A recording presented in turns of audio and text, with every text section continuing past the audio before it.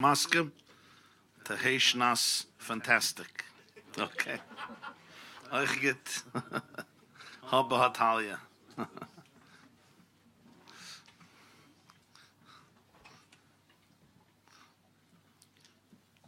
So everybody knows there's a word from the Baal Shem Tov. The Baal Shem Tov says, told us Yaakov Yosef brings it in a few places, that Chazal tell us, the Mishnah, the Gemara say at the end of Masechta Rosh Hashanah, Masechta of these days, that Kol Shliach Tzibur, She'enoi Mechuyev Bedavar, Enoi Moitze Esarab Miyadei Chevasam. Literally, it means that every Shliach Tzibur, any person who represents the community, if he's not obligated to do this particular mitzvah, he can't be moitzi other people in the mitzvah. If I want to blow shofar and you want to fulfill the mitzvah through hearing my shofar, I have to be mechuyev in the shofar. I have to be obligated to blow the shofar. Same is true with Megillah and so forth, other mitzvahs. The Baal Shem Tov explained it on a deeper level. Mechuyev doesn't only mean obligated. Mechuyev really means guilty.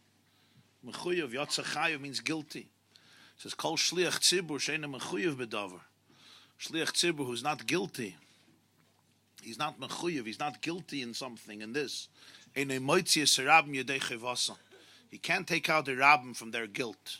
He can't extract the people from their chayiv, from their difficult situation, because he has no empathy, because he's not part of them. He doesn't know what they're going through. Only if I'm mechuyev bedavar, only if I myself have some experience of it, I'm connected to it, then I could be Moitzias Harab Yodei Chevasan. And he gives an example actually there. Baal Shem Tov gives an example from a lifeguard. So the lifeguard is sitting on his, ivory tower on his throne over there by the lake or the river or the beach. And somebody, Khalila, is struggling with the turbulent waves. He can't sit up there and say, hey, you, come up. It's not going to work. He has to be able to jump into the water, which always poses a certain danger. Because God forbid, if he doesn't know what he's doing, he himself could get caught up in the current and the turbulence and the tsunami. So there's always a certain sensitivity you have to have and be careful. But that's the only way that he can hope to schlep out the potential victim. Somebody's in the abyss, somebody's in a pit.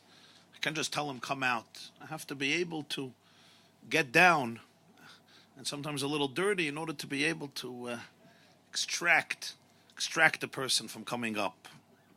Extract the person and help them come up.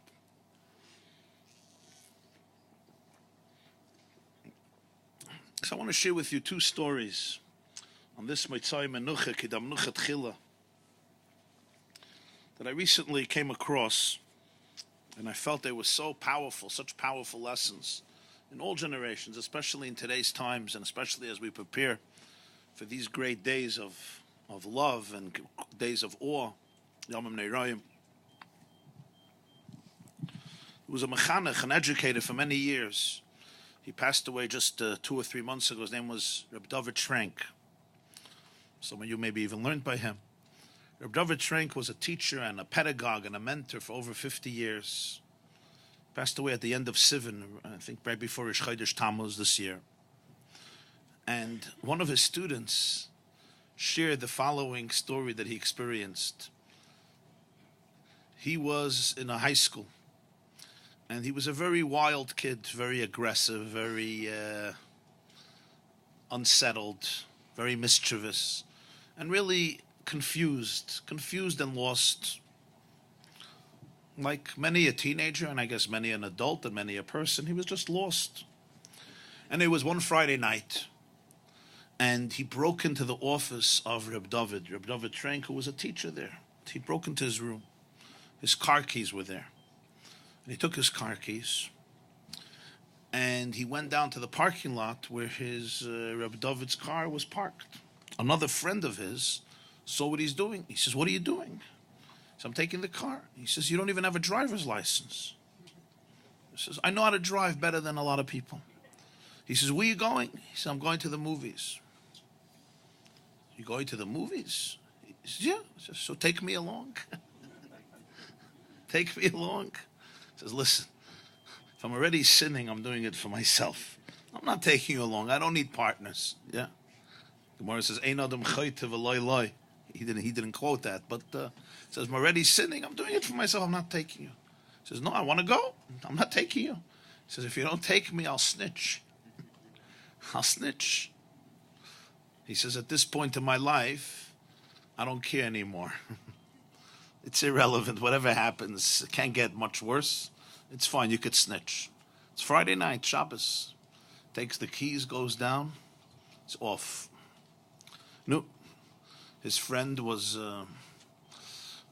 loyal to his pledge.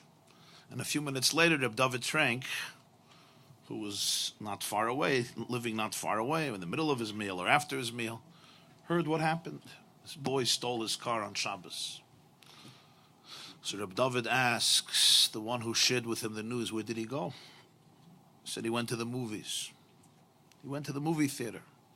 So how far is the theater from here? He said, it's around 2 miles, 1.5 miles, almost 2 miles. Puts on his coat. Reb David Trank puts on his coat. Leaves his house. Boy says, "Rabbi, wo gehst du? Where you going?" He says, "I'm going to the theater." "Tell me where it is." "I'm going." It's 2 miles, almost 2 miles. You know how long it's going to take you? Friday night, it's late at night, cold night. "I'm going, I'm walking there." He walks. He finds out where it is. I guess this boy knew where it is. He gets the directions. A gate, he walks. He walks close to 2 miles. He comes to the movie theater. Goes to the booth. There's a woman standing there selling the tickets. He says, "Listen, look at me." He had this big round black hat. He says, "It's Sabbath, it's Friday night. I'm a rabbi. Look how I'm dressed. I'm not going to watch a movie tonight. But I have a student who went in to watch a film, and I need to tell him an important message. Do you mind if I just go in, I'll give him the message, and then I'll leave?" She says, "Rabbi, no problem. Go ahead." Good. He goes into the theater, but there's many films playing, so he has to now find him. So he goes from hall to hall, room to room, and it's dark. There's a lot of people sitting, enjoying the cinema. He can't find him. He goes from one room, he's looking around, goes to another one, another one, another one. It's Friday night. Finally, he comes to one of them, and he spots his 16-year-old student from yeshiva sitting there himself in a chair, watching, glued to the screen. So he sneaks in. It's quiet, it's dark, people don't disturb, he doesn't want to disturb anybody. And near his student is an empty chair. So he sits down in the empty chair right near his student. Student told a story recently after Reb David passed away. And he says, "I'm watching the movie, I'm glued, but you know when you feel that somebody sat down right near you, even though you didn't touch me, but I just knew that somebody is sitting near me. So for a moment, I turned around just to see who's decided to sit down right near me. I take a look. Reb David Trank is sitting right near me. It couldn't have been a worse moment. I look at him, I'm astounded. I'm like, "Rabbi, where are you coming from?" So "I'm coming from my house." He says, "How'd you get here?" "I walked." He says, "It's almost 2 miles. He says, "Yeah, I walked 2 miles. He says, "What brings you to the movie theaters? You also go to the movies on Shabbos?" He says, "I came to talk to you. I have to tell you something." He said, "You walked 2 miles to tell me something?" "Yeah, I walked 2 miles to tell you something." "What do you want to tell me?" "I want to tell you that in this particular movie theater, the popcorn is not kosher. So do me a favor. As you enjoy the cinema, don't eat the popcorn in this particular movie theater." "That's what you wanted to tell me?" "That's what I wanted to tell you. I love you. Enjoy yourself. I hope to see you back in yeshiva whenever you come." Gives him a kiss on his forehead, wishes him a good Shabbos, and gets up. Says, "Where you going?" He says, "I gotta go home. I'll see you in yeshiva tomorrow." And he walks out. And the Bachadil says, "I'm sitting there, I couldn't sit there. I run out after him. I said, wait. I run out after him. And I walk with him the whole way back. Just the whole way back, he didn't mention a word. Not about his car. Not about Shabbos. Not about anything. He was singing songs, making jokes, telling stories, talking about the weather, talking about life, my life, talking about his past, his youth, my past, just schmoozing, verbringing, having fun with me. Not a word about what happened. We come back to the yeshiva. I look at him and I say, I'm never going to violate Shabbos again, and I'm also never going to steal cars again. This Bacher shared recently after his great teacher's passing. It's number one.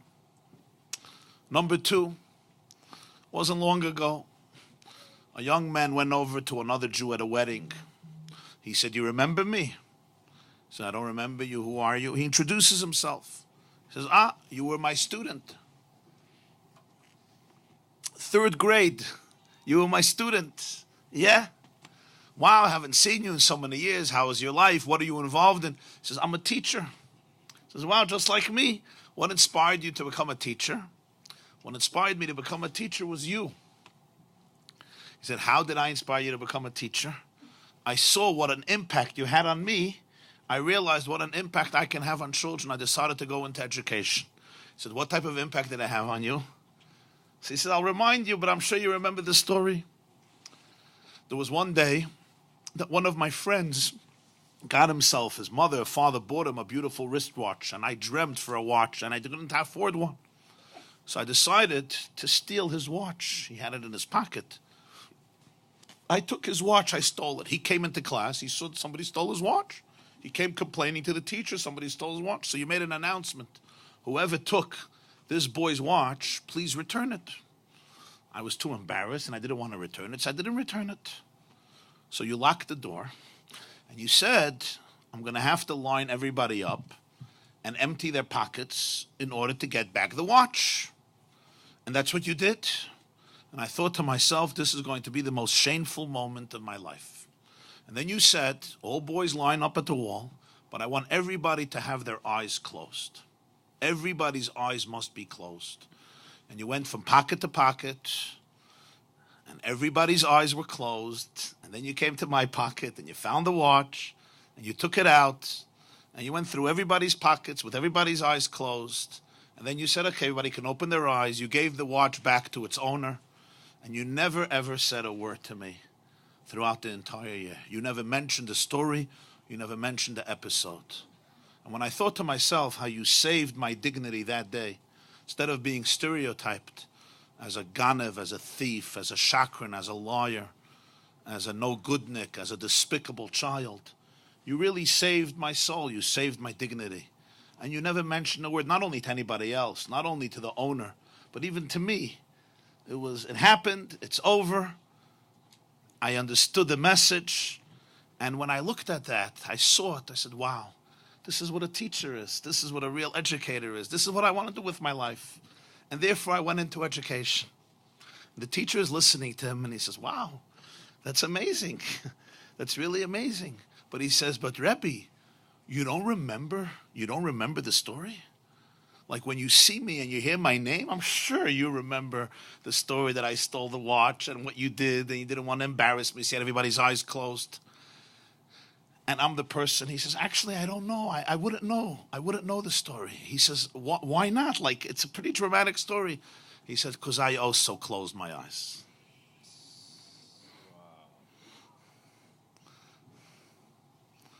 So I want to bless you and bless all of us that we should be able to be such leaders, such teachers, such parents, such educators, such mashpiyim, to be able to be there for people in this way. Shliach tzibur she'einoi mechuyev bedavar einei moitzi es harab midei chevasan. L'chaim, l'chaim, l'chaim, l'chaim.